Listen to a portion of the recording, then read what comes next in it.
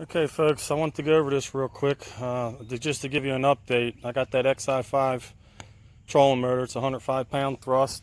Got the plug in, the gateway system I got hooked up to my chart plotters is underneath that seat there.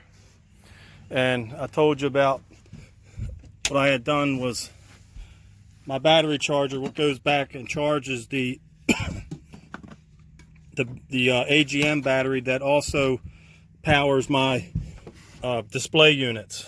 I got a 12-inch Simrad and a 9-inch Simrad Evo 3. I've got this connection in here. That's that connection. That's one of the charging leads that goes back to that battery. And what was happening was every time when I was out fishing, I'd hit that trolling motor.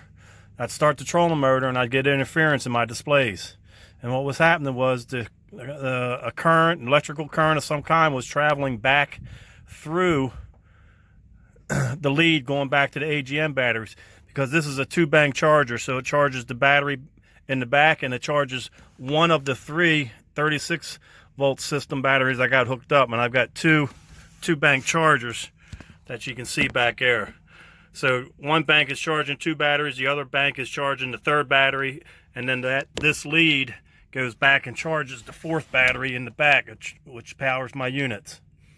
So sure enough, I kept this hooked up when I went out, and when I hit the trolling motor, I was getting interference. I was getting noise in the displays, especially on the side scan.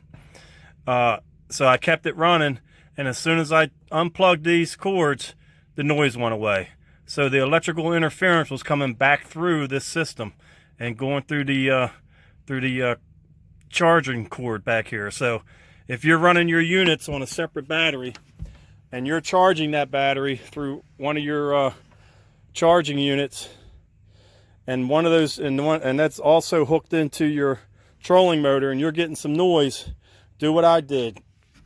Take the charging lead, go into your unit back there, and cut it, and then join it with some couplings.